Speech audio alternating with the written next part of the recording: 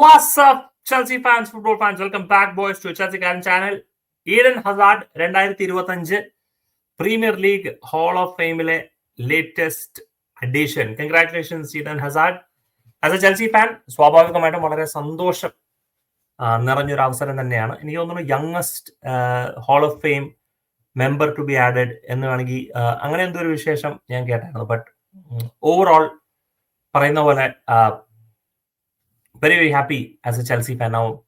ഈഡൻ ഹസാർഡിനെ കുറിച്ച് ശരിക്കും പറഞ്ഞു കഴിഞ്ഞാൽ ഞാൻ ഈ കളിയാണ് ഈഡൻ ഹസാറിന്റെ ഒക്കെ കളിയാണുന്ന സമയത്ത് ഞങ്ങളുടെ ഫുട്ബോൾ ഇങ്ങനെ ഭയങ്കര ഡീപ്പായിട്ട് അനലൈസ് ചെയ്യുന്ന ഒരു വ്യക്തി ഒന്നും ആയിരുന്നില്ല. കളി ഗോൾ അടിച്ചു, ഹാപ്പി, നിർത്തി പോവുക. ഈഡൻ ഹസാർഡ് എനിക്ക് തോന്നുന്നു മരിച്ചു സാരിയുടെ ഒക്കെ സമയം മുതലാണ് ഞാൻ ശരിക്കും ഇങ്ങനെ കാര്യമായിട്ടിരുന്ന ഡീറ്റെയിൽ ആയിട്ട് ഇങ്ങനെ അനലൈസ് ചെയ്യുന്നത് ഗെയിംസിനെ കുറിച്ച്. അപ്പൊ തുടക്കമൊക്കെ ഈഡൻ ഹസാർഡ് കാണിക്കണമെങ്കിൽ ഞാൻ അതൊക്കെ സിമ്പിൾ, ഇതൊക്കെ എല്ലാ പ്ലേയേഴ്സിനും കാണിക്കാൻ പറ്റുന്ന ഒരു കാര്യമാണെന്നുള്ളതാണ് നമ്മുടെ ഒരു മനസ്സിലിരിക്കുന്നത്. കാരണം അത്രയ്ക്ക് സിമ്പിൾ ആയിട്ടാണല്ലോ പുള്ളിക്കാരൻ കളിച്ചുകൊണ്ടിരുന്നത്.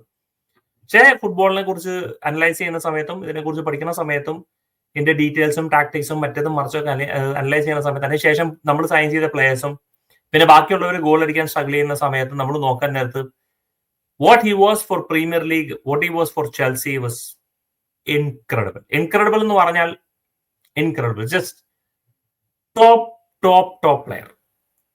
റിയൽ മാഡ്രിഡിലേക്ക് പോയപ്പോഴത്തേക്ക് അൺഫോർച്ചുനേറ്റ്ലി ഇഞ്ചുറീസും കാര്യങ്ങളും ഒക്കെ വന്നതിന് ശേഷം പിന്നെ പുള്ളിക്കാരന്റെ കരിയർ അതുപോലെ ക്ലിക്കായുമില്ല. എന്നൊരു ഈഡൻ ഹസാർഡ് എന്നൊക്കെ പറഞ്ഞാൽ അതൊരു തരത്തൊരു മെന്റലി പ്ലെയർ ആണ്.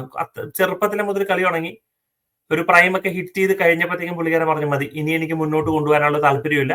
എന്നാൽ അതുപോലെ തന്നെ പുള്ളിക്കാരൻ വിരമിക്കുകയും ചെയ്തു. He had his life.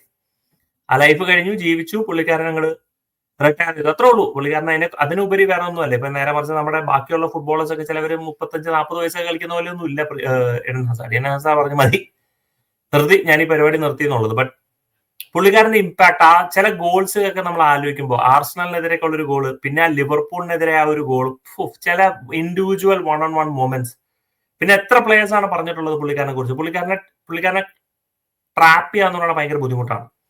പ്രത്യേകിച്ച് ഒരു ചെറിയ ഫ്രെയിമും നല്ല ബാക്ക് നല്ല കുറച്ചും കൂടെ വണ്ണം വെച്ചിട്ടുള്ള ബാക്കും അതും വെച്ചിട്ട് പുള്ളിക്കാരൻ പ്ലേയേഴ്സിനെയൊക്കെ റൊട്ടേറ്റ് ചെയ്ത് ഓടിക്കൊണ്ട് പോണു. And dribbling pass players, scoring goals, he was incredible. അതായത് പുള്ളിക്കാരനൊക്കെയാണ് ഈ പറയുന്ന പോലെ played football because of passion. അല്ലാണ്ട് വെറുതെ കുറെ നമ്പേഴ്സിന്റെയും സ്റ്റാറ്റ്സിന്റെയും പുറകിൽ മാത്രം പോയ ഒരു പ്ലെയർ അല്ല. കുറെ കൂടെ പാഷൻ. അത് മറ്റുള്ളവർ കുറ്റപ്പെടുത്തുന്നതല്ല, അല്ലെങ്കിൽ മറ്റുള്ളവർ അങ്ങനെ ആവണമെന്നോ അങ്ങനെയൊന്നുമല്ല ഞാൻ പറഞ്ഞത്. പക്ഷെ പുള്ളിക്കാരന്റെ കാഴ്ചപ്പാടിൽ football was about love, about fun.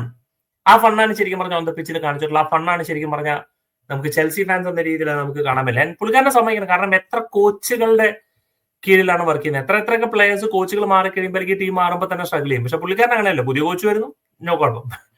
മരിച്ചു സാരി ടാക്ടിക്സ് പറയുന്നു, പുള്ളിക്കാരൻ പറഞ്ഞു ഞാൻ കളിച്ചോളാം. ആന്റോണിയോ കോണ്ടെ വരുന്നു, ഞാൻ കളിച്ചോളാം. ആന്റോണിയോ കോണ്ടെ ട്രെയിനിങ്ങളൊക്കെ ഇൻഡിസിപ്ലിൻഡ് ആയിട്ടിരിക്കാന്ന് പറഞ്ഞാൽ പണിയാണ്. പക്ഷെ പുള്ളിക്കാരൻ പറഞ്ഞു നോ പ്രോബ്ലം.